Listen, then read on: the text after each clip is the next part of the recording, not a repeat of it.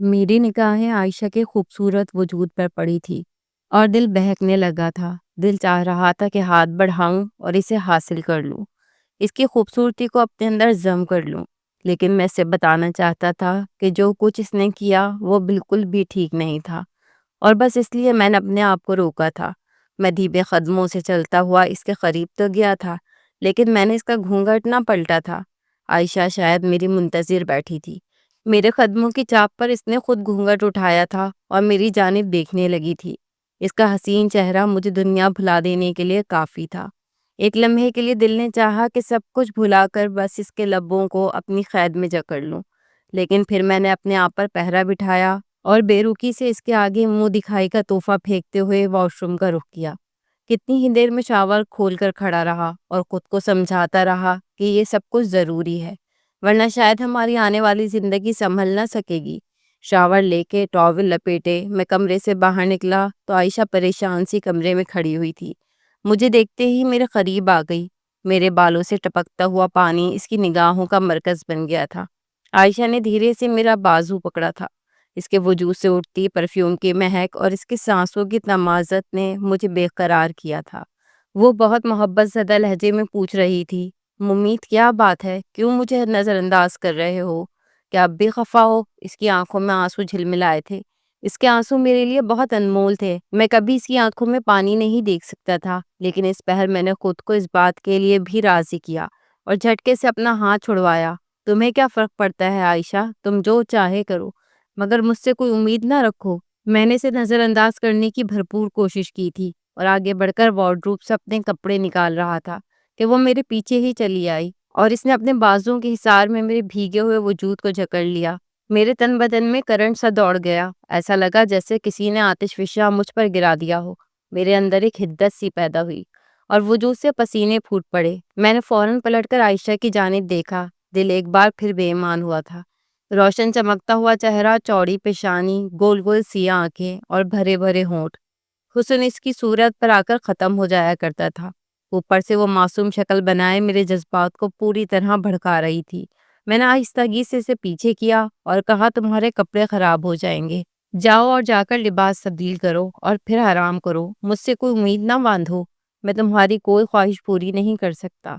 बहुत मुश्किल से मैंने ये जुमले अदा किए थे। मेरा दिल ही जानता था कि इस वक्त मुझ पर क्या गुजर रही थी। वो मेरी पहली और आखिरी मोहब्बत थी और इस वक्त मेरी बीवी बनकर मेरे सामने खड़ी थी और मुझे इसे नज़रअंदाज करना था। ये कोई आसान बात न थी।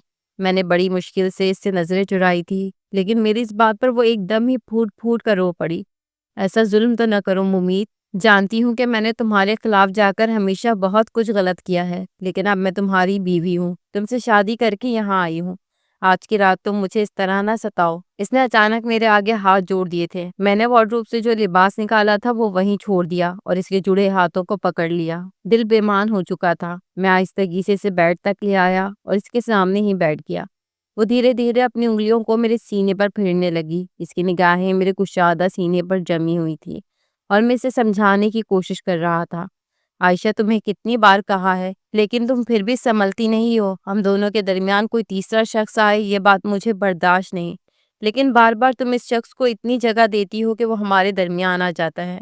क्यों तुम्हें समझ नहीं आ रहा कि वो हमारे रिश्ते को तबाह कर देगा? मैंने आयशा को बाजुओं से पकड़ते इसे हिलाया था। इसका ध्यान न जाने कहाँ था।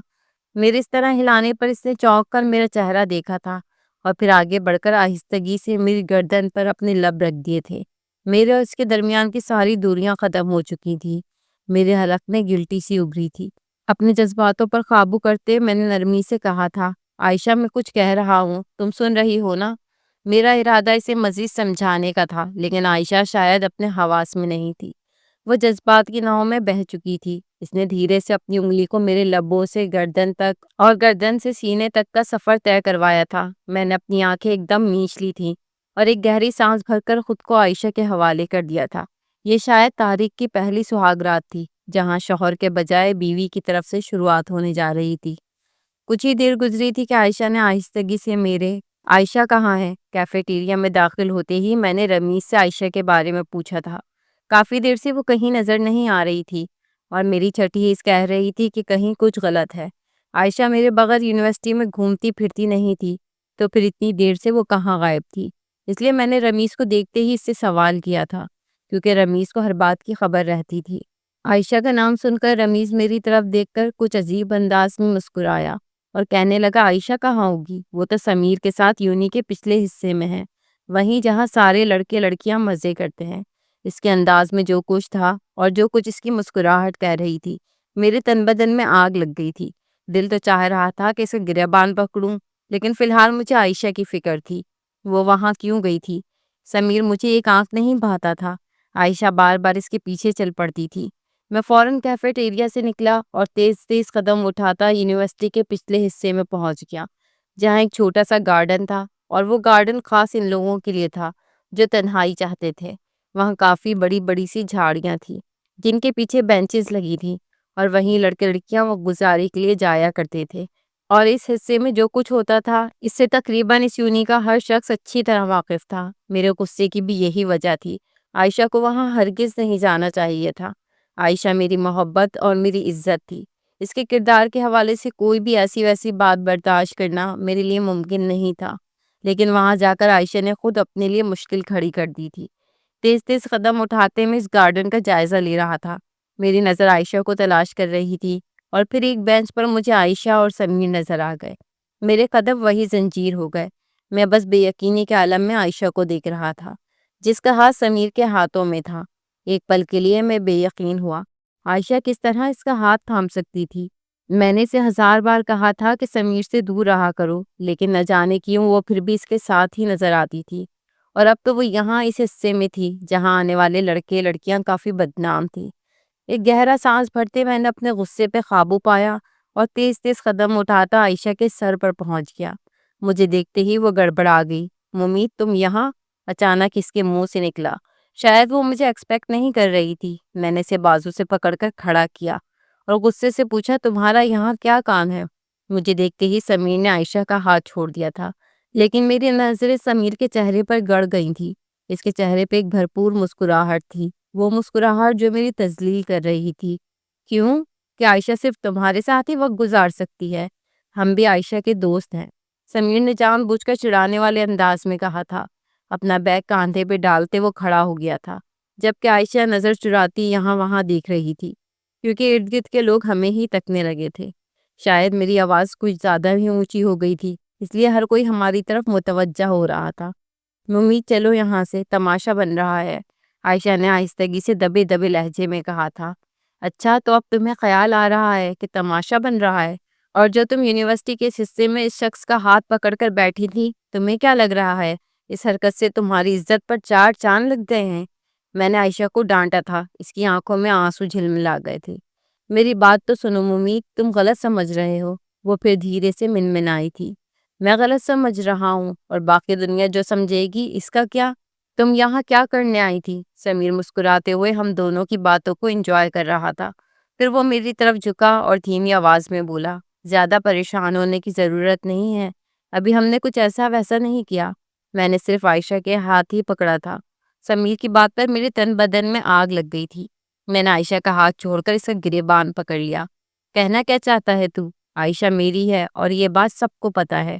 میرا غصہ آسمان کو چھونے لگا تھا۔ اچھا، عائشہ تیری ہے تو پھر یہاں میرے ساتھ کیا کر رہی ہے؟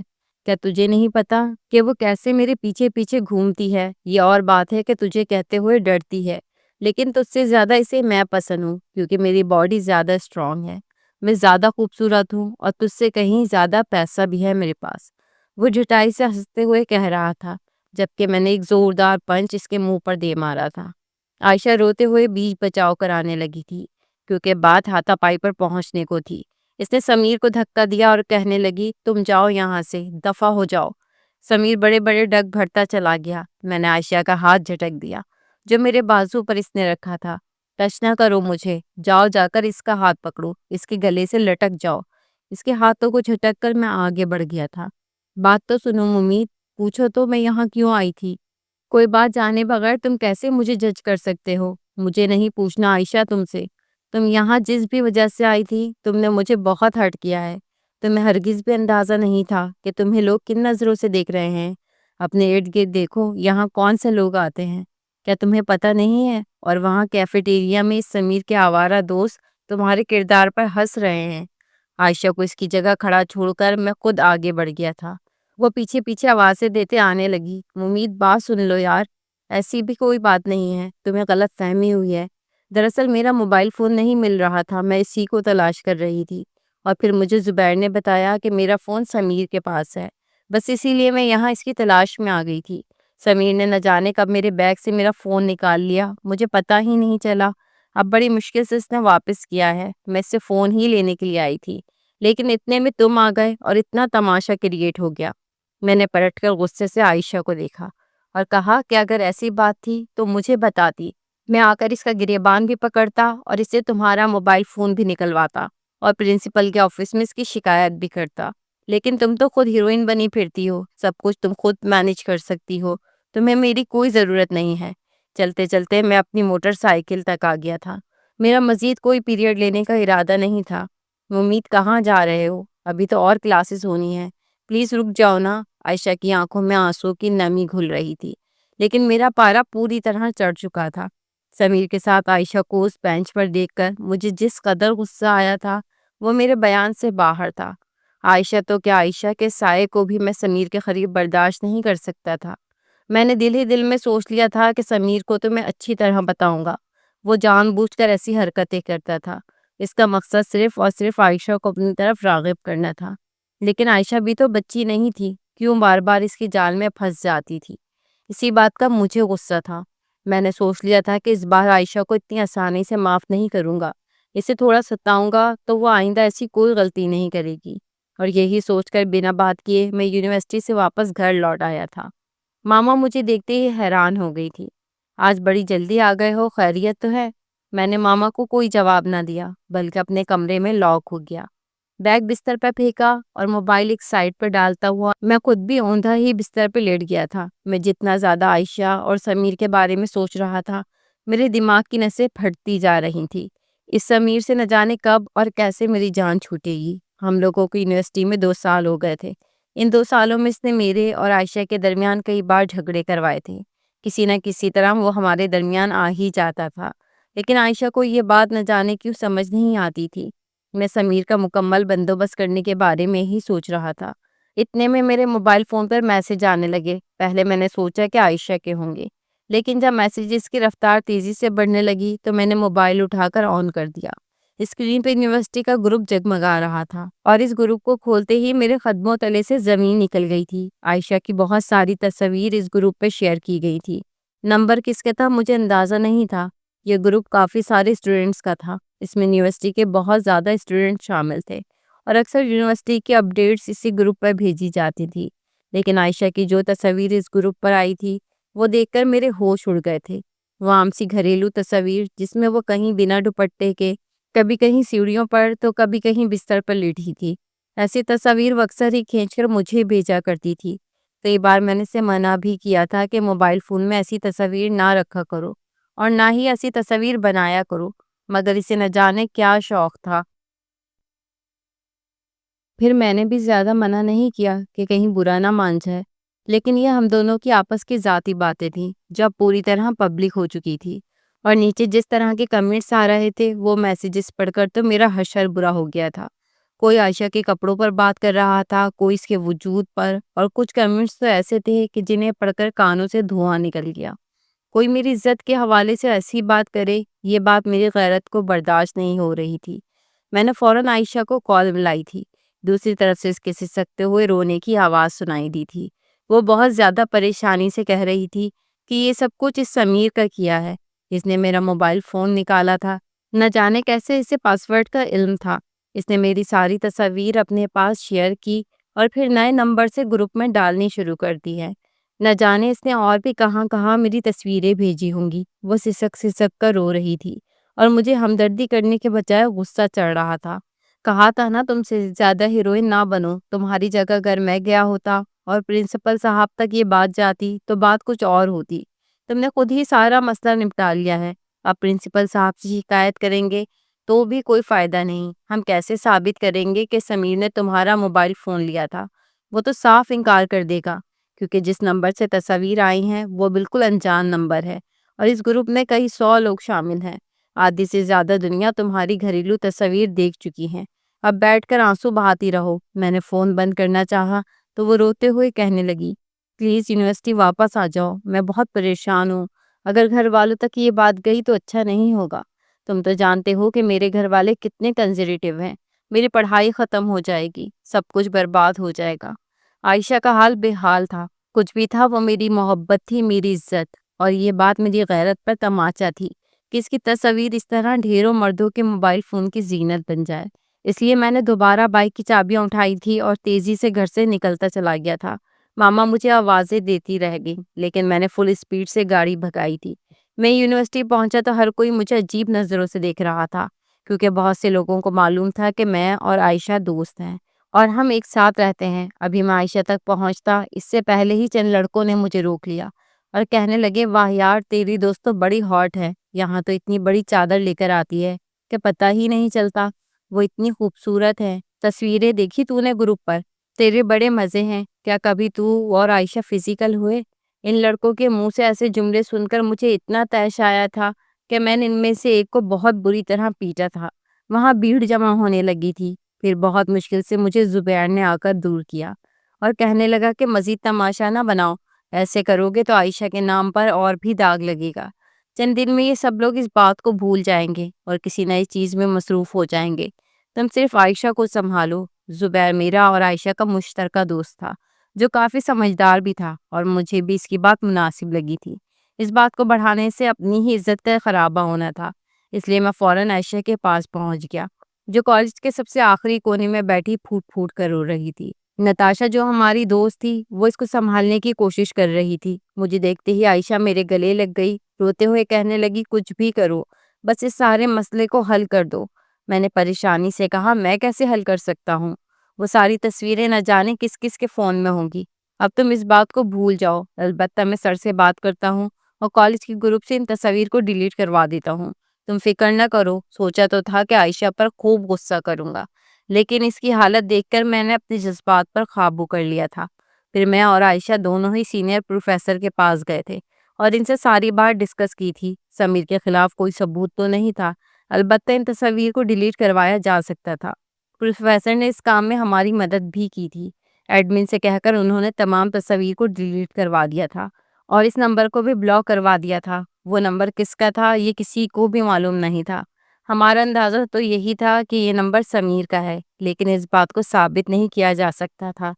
میں نے عائشہ کو سمجھایا کہ اب اس سے دور رہنا اور آئندہ اپنے موبائل میں کوئی تصویر نہ رکھنا۔ وہ بھی اب بہت حد تک سنبھل چکی تھی اس لیے مان گئی، لیکن کالج یونیورسٹی میں اتنی جلدی یہ بات دبی نہیں، بلکہ روزانہ ہی ہمیں بہت زیادہ بری باتیں سننے کو ملتی۔ عائشہ کی تو نظریں زمین کو لگ گئی تھی، وہ کسی سے نظر بھی نہیں ملاتی تھی۔ ایسے ہی ہم نے اپنا آخری سال مکمل کیا تھا، ہم دونوں کی پڑھائی پوری ہوئی تو مجھے نوکری کرنے کے لیے بھاگ دوڑ کرنی پڑی۔ اتنی آسانی سے نوکری کہاں ملتی ہے، وہیں عائشہ کے گھر والے اس کا رشتہ تلاش کرنے میں لگے ہوئے تھے اور یہ بات مجھے کھائے جا رہی تھی۔ پھر جیسے ہی میری نوکری لگی تو میں نے عائشہ کے گھر اپنا رشتہ بھجوا دیا۔ میری ماما رشتہ لے کر عائشہ کے گھر گئی اور ہم دونوں کا رشتہ پکا ہو گیا۔ میری اور عائشہ کی شادی طے ہو چکی تھی۔ مجھے لگا تھا کہ اب سب کچھ ٹھیک ہو جائے گا لیکن پھر عائشہ کی ایک بیوقوفی نے سب کچھ برباد کر دیا۔ میں اپنی جاب سے فارغ ہو کر گھر پہنچا تھا، ماما نے میرے آگے چائے رکھی اور اس کے بعد شادی کی خریداری کے لیے مجھے ماما کے ساتھ بازار جانا تھا۔ شادی میں 20 ہی دن باقی تھے۔ میں ماما کے ساتھ بازار پہنچا، کچھ خریداری کرنے کے بعد مجھے یاد آیا کہ میرا موبائل فون گاڑی میں رہ گیا ہے۔ دراصل ماما کہہ رہی تھی کہ وہ جویلری سیٹ کی تصاویر عائشہ کو بھیجنے کا کہہ رہی تھی، اس لیے میں موبائل لینے کے لیے پارکنگ میں پہنچا، لیکن اس سے پہلے میں اپنی گاڑی کھولتا میری آنکھوں نے جو کچھ دیکھا ایک دم بے یقین سا ہو گیا۔ 4 گاڑیاں دور 5ویں گاڑی کے پاس عائشہ اور سمیر کھڑے تھے، وہ دونوں آپس میں باتیں کر رہے تھے اور یہ بات میرے لیے ناقابل یقین تھی، جس کی وجہ سے 1 سال عائشہ نے کرب اور اذیت میں گزارا تھا، لوگوں کی باتیں برداشت کی تھی، اس کی عزت ملیا میٹ ہوئی تھی، وہ اسی شخص کے ساتھ کھڑی باتیں کیسے کر سکتی تھی؟ کچھ سوچتے ہوئے میں نے گاڑی سے فون نکال کر عائشہ کو کال ملائی اور پوچھا کہاں ہوں، تو وہ کہنے لگی کہ دوستوں نے دعوت دی تھی، شادی سے پہلے ایک چھوٹی سی پارٹی ارینج کی تھی، بس اسی لیے گھر سے باہر نکلی ہوں۔ اس نے نہ ہی سمیر کا ذکر کیا تھا اور نہ ہی یہ بتایا تھا کہ وہ سمیر کے ساتھ اس وقت مال کے باہر کھڑی ہے۔ وہ میرے سامنے ہی فون پر مجھ سے بات کر رہی تھی اور پھر اس نے فون بند کر کے واپس بیگ میں رکھ لیا تھا اور سمیر کے ساتھ اس کی گاڑی میں بیٹھ کر چلی گئی تھی اور میں بے یقین سا پیچھے کھڑی گاڑی سے ٹکرایا تھا۔ میں نے اسی وقت ماما کو مزید شاپنگ کے لیے منع کر دیا تھا کہ میری طبیعت خراب ہے، گھر چلے۔ ماما بہت پریشان ہو گئی تھی کہ اچانک مجھے کیا ہو گیا ہے، لیکن میں نے سر درد کا بہانہ بنا کر خود کو کمرے میں بند کر دیا تھا۔ رات گئے عائشہ کی کال آنے لگی، لیکن میرا اس سے بات کرنے کا کوئی ارادہ نہیں تھا۔ میں کسی کٹی پتنگ کی طرح یہاں سے وہاں ڈول رہا تھا۔ عائشہ کے دل میں کیا تھا، وہ سمیر سے ملاقات کرنے کیوں گئی تھی؟ کیا ان دونوں کے درمیان کوئی رشتہ بن گیا تھا؟ یہ باتیں مجھے بہت بری طرح چبھ رہی تھی۔ پھر جب میں نے ساری رات عائشہ سے بات نہ کی تو اگلے دن ہی وہ میرے دفتر چلی آئی۔ مجھے پیون نے آ کر اطلاع دی تھی کہ مجھ سے ملنے کوئی عائشہ میڈم آئی ہیں، اور نہ چاہتے ہوئے بھی میں اس تک پہنچ گیا تھا کیونکہ میں دفتر میں کوئی تماشا نہیں چاہتا۔ مجھے دیکھتے ہی وہ پریشانی سے پوچھنے لگی، تم میرا فون کیوں نہیں اٹھا رہے ہو ممید؟ میں کس قدر پریشان ہوں؟ اور فوراً میرے قریب لپکی تھی۔ میں نے اسے پیچھے ہٹایا اور کہا، اپنی جھوٹی محبت کا ڈھونگ میرے سامنے نہ رچاؤ۔ اگر اتنی ہی محبت ہوتی تو مجھ سے جھوٹ نہ کہتی، میری آنکھوں میں دھول جھونک کر کسی غیر کی گاڑی میں بیٹھ کر نہ گھوم رہی ہوتی۔ میری بات سن کر وہ ایک دم چونکی تھی اور پھر اس کے چہرے کا رنگ زرد پڑ گیا تھا۔ کانپتے ہاتھوں سے اس نے مجھے تھاما تھا، کہنے لگی، میری بات سنو ممید، میں تمہیں سب کچھ بتاتی ہوں۔ میں نے نفی میں سر ہلایا تھا کیونکہ اب مجھے کچھ نہیں سننا تھا، جو کچھ تھا وہ میں دیکھ چکا تھا۔ میں واپسی کے لیے پلٹا تو اس نے مجھے زبردستی پکڑ لیا۔ کہنے لگی، میں نے خوف کے مارے تمہیں کچھ نہیں بتایا تھا۔ حقیقت یہ ہے کہ میں دوستوں کے ساتھ نہیں تھی، سمیر نے مجھے ملنے بلوایا تھا اور اس نے کہا تھا کہ اس کے موبائل فون میں میری اور بھی ایسی تصاویر ہیں جو اس نے اس وقت تو گروپ میں نہیں بھیجی تھی، لیکن وہ میری شادی سے پہلے انہیں ضرور پبلک کر دے گا اگر میں اس سے ملنے نہ آئی۔ میں نے اپنی کچھ ایسی تصاویر بھی کھینچی تھیں جو تمہیں بھیجنے کا ارادہ تھا، لیکن پھر بھیج نہ سکی، وہ اس قابل نہیں کہ دنیا انہیں دیکھے۔ میں نے صرف تمہارے لیے بنائی تھی، اسی خوف سے میں اس سے ملنے کے لیے چلی گئی، لیکن تمہیں ڈر کی وجہ سے یہ بات نہ بتا سکی۔ وہاں پہنچ کر سمیر مجھ سے عجیب و غریب باتیں کرنے لگا۔ اسے تم سے نفرت تھی اور اس کا بدلہ وہ مجھ سے نکالنا چاہتا تھا۔ تم نے جب جب اس کی تذلیل کی، وہ ہر اس لمحے کا حساب مجھ سے برابر کرنا چاہتا تھا۔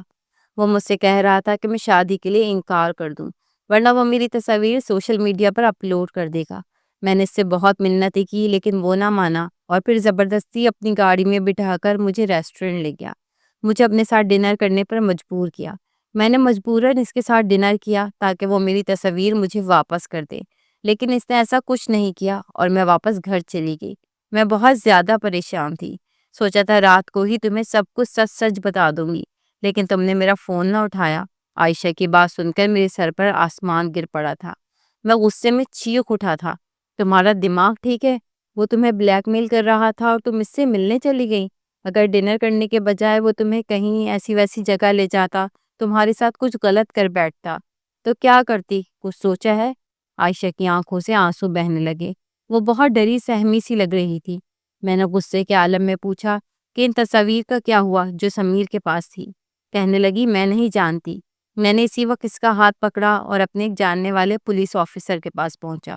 وہ میرے بابا کے دوست تھے۔ میں نے انہیں ساری بات بتائی تو کچھ ہی دیر بعد انہوں نے سمیر کو وہاں بلوا لیا۔ سمیر آ گیا تھا اور اس نے بتایا تھا کہ اس کے پاس کوئی تصاویر نہیں۔ اس نے میری اور عائشہ کی شادی کے بارے میں سنا تو وہ بدلے کی آگ میں جل کر انتقام لینے کے لیے یہ سب کر بیٹھا۔ پولیس کے خوف سے اس نے عائشہ اور مجھ سے معافی بھی مانگی تھی۔ پولیس والوں نے اسے سمجھا کر چھوڑ دیا تھا کہ وہ آئندہ ہمیں تنگ نہ کرے، لیکن میں نے عائشہ سے کوئی بات نہ کی تھی۔ مجھے اس سے بہت گلہ تھا۔ میں اسے گھر چھوڑ کر اپنے گھر آ گیا تھا اور پھر 15 دن تک میں نے عائشہ سے رابطہ بھی نہیں کیا تھا اور ہماری شادی کا دن آ گیا تھا۔ مجھے اس بات پہ غصہ تھا کہ وہ ہر بات مجھ سے چھپا کر الٹے سیدھے کام کیوں کرتی ہے۔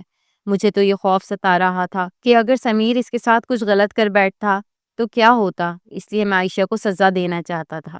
وہ دلہن بنی کمرے میں بیٹھی میری منتظر تھی اور میں نے اس انتظار کو گھنٹوں پر محیط کر دیا تھا۔ کئی گھنٹوں بعد جب میں کمرے میں گیا تو میرا ہرگز بھی اس کے قریب جانے کا کوئی ارادہ نہیں تھا، لیکن عائشہ کی محبت اور اس کی معصومیت نے مجھے اپنی لپیٹ میں لے ہی لیا تھا۔ وہ میرے اس قدر قریب آ چکی تھی کہ اس کے وجود سے انکاری ہونا ممکن نہیں رہا تھا۔ پھر اس نے آہستگی سے میرے قریب آ کر میرے کانوں میں سرگوشی کی تھی، مجھے معاف کر دو ممید، آج کے بعد کوئی میرے اور تمہارے درمیان نہیں آئے گا، میں کسی کو اتنی جگہ نہیں دوں گی۔ وہ محبت اور بے بسی کے عالم میں کہتی میرے دل کو چھو گئی تھی۔ میں نے اپنے لب اس کے ہاتھوں کے پشت پر رکھ دیے تھے اور کہا تھا کہ وعدہ کرو، آج کے بعد کبھی بھی مجھ سے کچھ نہیں چھپاؤ گی۔ عائشہ نے مجھ سے وعدہ کر لیا تھا۔ یہ خوبصورت زندگی ہماری منتظر تھی۔ عائشہ نے دھیرے سے میرے سر پر سر ٹکایا تو میں نے بھی اسے اپنی باہوں میں جکڑ لیا۔ دھیرے دھیرے رات گزرنے لگی تھی۔